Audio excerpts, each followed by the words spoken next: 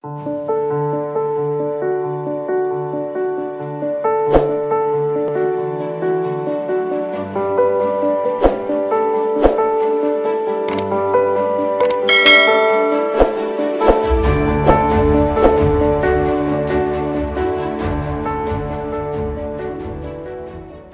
pertama, ada antioksidan. Saat ini kita tahu ada banyak sekali produk yang beredar di pasaran yang menyatakan bahwa mereka mengandung antioksidan. Sebagai contoh, vitamin, minuman, makanan, dan bahkan susu sekarang disebut-sebut mengandung antioksidan. Pertanyaannya adalah, apa yang dimaksud dengan antioksidan? Sederhananya, oksidasi adalah proses terjadinya karena adanya kontaminasi udara yang mengandung radikal bebas. Atau mudahnya lagi, jika di manusia seringkali disebut anti penuaan atau anti peradangan. Antioksidan berfungsi untuk meminimalisir efek negatif dari adanya radikal bebas. Ini adalah salah satu bukti dari manfaat antioksidan. Di foto ini, mereka berdua mempunyai usia yang sama pada waktu foto ini diambil, yaitu 68 tahun, kira-kira 5 tahun yang lalu. Di sebelah kiri, ini adalah Mr. Hironari Oshiro. Beliau adalah CEO dari Enagic International. Sementara yang di sebelah kanan adalah penasehat Enagic di Amerika. Walaupun mereka mempunyai usia yang sama, tapi terlihat jelas perbedaan yang signifikan pada penampilan mereka. Mr. Oshiro masih memiliki rambut yang hitam, kulit yang kencang, dan postur tubuh yang masih tegak. Sementara kebalikannya, beliau mempunyai rambut yang sudah mulai memutih, menipis, dengan kulit yang tidak lagi kencang, dan postur tubuh yang mulai membungkuk. Pada waktu itu, saya berpikir ini bisa saja terjadi karena trik kamera. Sampai saya diperlihatkan foto yang kedua, ini adalah foto ibu dan anak. Pada waktu saya dikasih lihat foto ini, saya berpikir, dan saya juga yakin sebagian dari Anda juga pasti berpikir hal yang sama, bahwa ibunya adalah yang di sebelah kiri dan anaknya adalah di sebelah kanan. Saya sangat meyakini hal ini pada waktu pertama kali melihat foto tersebut. Tapi ternyata pada kenyataannya, ibunya adalah yang di sebelah kanan dan anaknya yang di sebelah kiri. Mengapa ini bisa terjadi? Ternyata si ibu sudah mengkonsumsi Kangen Water selama 5 tahun, sedangkan anaknya belum mulai mengkonsumsi Kangen Water. Sekali lagi, saya tidak langsung percaya begitu saja. Saya mulai bertanya bagaimana hal itu bisa terjadi dan apa penjelasannya secara medis. Beruntung sekali saya punya rekan salah satu dokter yang bergerak di bidang antioksidan dan anti penuaan. Beliau menjelaskan kepada saya bahwa yang namanya antioksidan bisa diukur dengan menggunakan satuan ORP atau Oxidation Reduction Potential, di mana dikatakan bahwa semakin rendah nilai negatifnya berarti semakin tinggi kandungan antioksidan, dan sebaliknya semakin tinggi nilai positifnya berarti semakin banyak mengandung radikal bebas. Pada umumnya kita tahu bahwa antioksidan banyak tergantung di vitamin C ataupun teh hijau. Hal ini memang benar adanya, hanya saja bagi orang-orang tertentu yang memiliki masalah lambung atau asam lambung yang terlalu tinggi, biasanya mereka tidak bisa mengkonsumsi vitamin C atau teh hijau dengan jumlah tertentu. Sementara Kangen Water adalah air putih yang bersifat basah sehingga bisa diminum oleh siapapun, bahkan oleh orang-orang yang mempunyai masalah dengan saluran pencernaan atau lambung. Terjadi sebaliknya, di air minum kemasan yang kita biasa jumpai di luaran mengandung banyak radikal bebas karena proses distribusi dan kemasan. Ada juga air keran, mungkin banyak di antara kita yang kadang masih mengkonsumsi air keran yang dimasak terlebih dahulu. Itu pun mengandung banyak sekali radikal bebas. Ada soda dan alkohol yang juga tinggi sekali kandungan radikal bebasnya. Lalu, apakah antioksidan hanya bermanfaat untuk menunda penuaan? Ternyata bukan hanya sampai di situ. Kalau kita terlalu banyak mengkonsumsi radikal bebas yang bisa masuk dalam bentuk makanan, minuman, rokok, polusi, stres, dan sebagainya, itu ternyata mempunyai dampak yang luas terhadap kesehatan kita, bukan hanya terhadap penampilan fisik di luar. Ada berbagai macam jenis penyakit, salah satunya ada kanker, ada penuaan jelas, ada diabetes di sini, penyakit pembuluh darah dan jantung, dan ada penyakit-penyakit lainnya. Nah, berikut ini saya ingin menunjukkan kepada Anda betul atau tidak Kangen Water mengandung nilai antioksidan yang tinggi melalui demo berikut. Berikut ini saya akan tunjukkan kepada Anda demo mengenai kualitas kandungan antioksidan dalam Kangen Water. Sekarang saya akan menggunakan obat luka yang biasa kita gunakan untuk menyembuhkan luka luar. Kenapa saya gunakan cairan ini? Karena cairan ini bersifat radikal bebas. Kenapa? Karena biasanya kita menggunakan cairan ini untuk mempercepat penyembuhan luka, dengan kata lain mempercepat penuaan sel. Nah, kita akan bandingkan dengan dua jenis air yang berbeda. Air yang pertama ini adalah air mineral biasa, sementara air yang kedua ini adalah menggunakan Kangen Water. Saya akan coba teteskan dengan jumlah tetesan yang sama obat luka ini ke dalam masing-masing cairan dan kita akan lihat bagaimana reaksinya terhadap dua jenis cairan ini. Kita lihat di air mineral yang pertama. Di sini terlihat bahwa warna airnya berubah karena terkontaminasi dengan obat luka. Sementara Kangen Water, warna airnya ketika diaduk kembali jernih. Ini artinya adalah di air mineral biasa tidak mengandung antioksidan. Itu sebabnya air itu malah tercemar dengan radikal bebas. Sementara yang terjadi pada Kangen Water adalah airnya kembali jernih. Artinya, kandungan antioksidan dalam Kangen Water mengikat radikal bebas yang dibawa oleh obat luka. Sehingga radikal bebas yang sudah diikat akan dikeluarkan melalui saluran pembuangan berupa urin, BAB, ataupun keringat. Nah, ini tadi adalah kualitas kandungan antioksidan dalam Kangen Water yang bisa kita manfaatkan untuk kesehatan kita sekeluarga.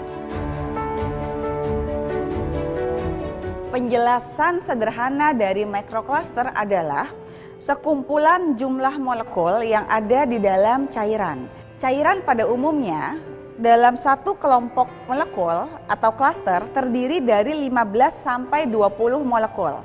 Sementara di Kangen Water, satu kelompok terdiri dari 5 sampai 6 molekul.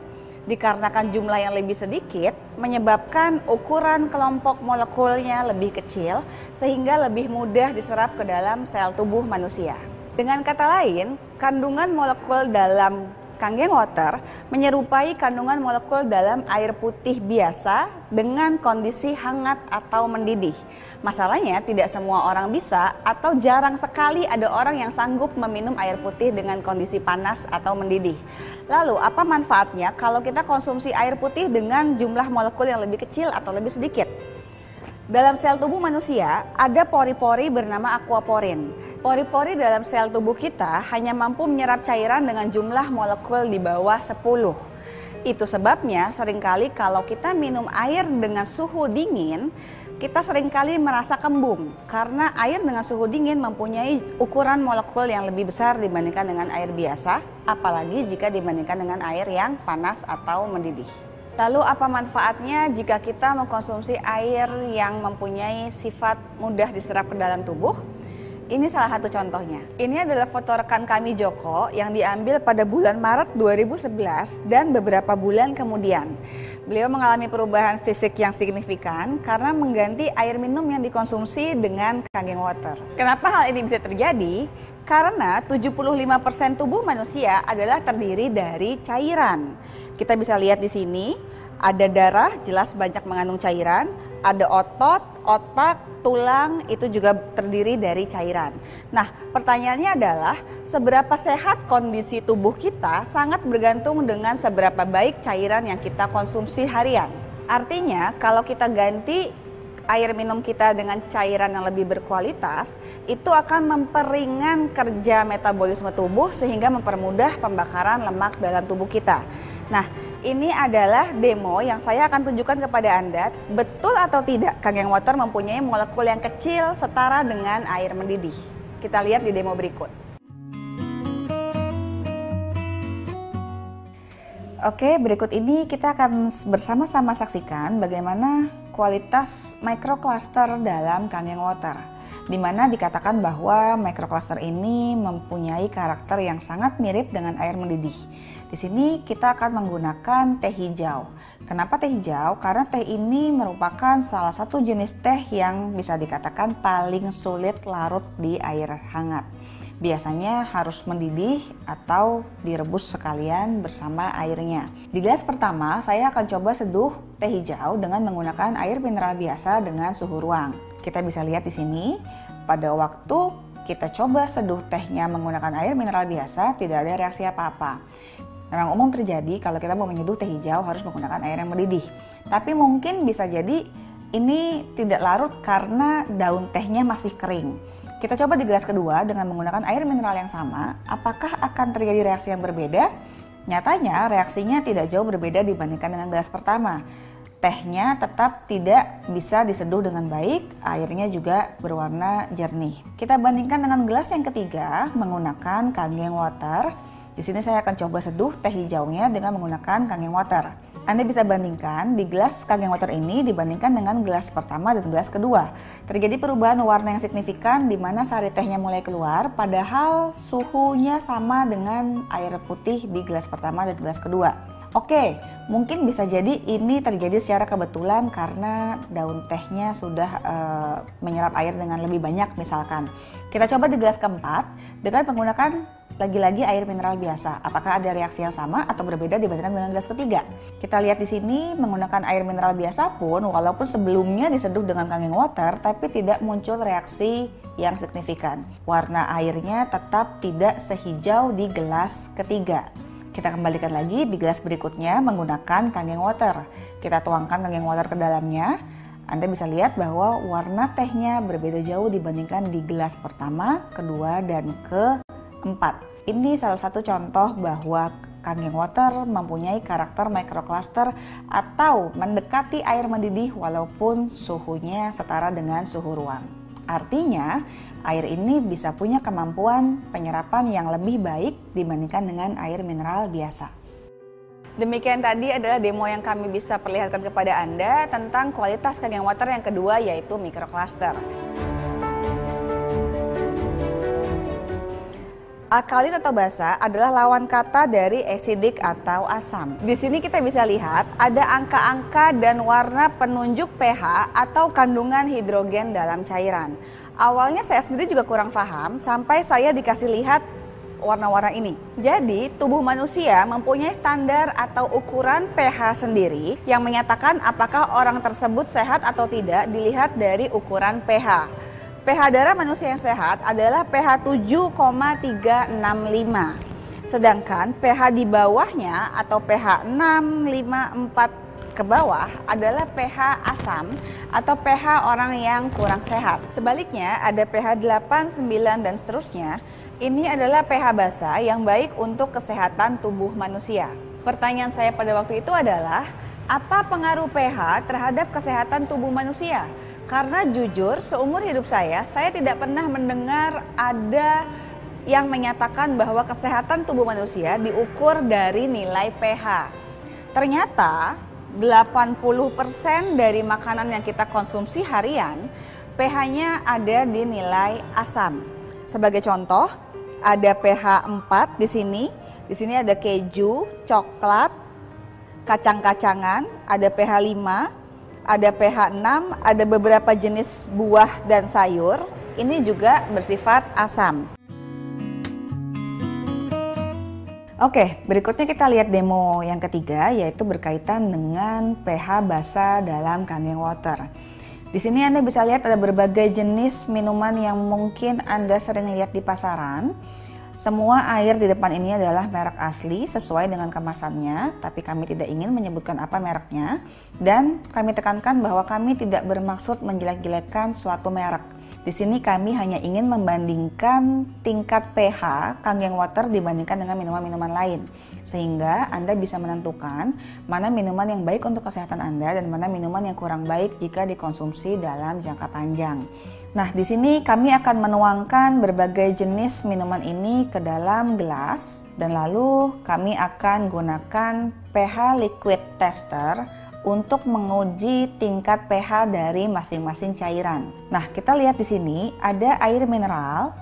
Ini kita lihat pH-nya masih netral, masih dinilai 7, artinya masih baik dikonsumsi untuk sehari-hari. Berikutnya ada air mineral jenis kedua yang mungkin sangat familiar di kehidupan Anda sehari-hari. Ini juga masih memiliki nilai pH yang netral. Nah, berikutnya lagi, ini adalah perwakilan dari air dengan teknologi reverse osmosis, di mana jenis air ini tidak lagi mengandung mineral. Kita lihat bahwa kandungan pH-nya di sini sudah cenderung asam. Berikutnya lagi ada larutan yang disebut bisa menyegarkan tubuh.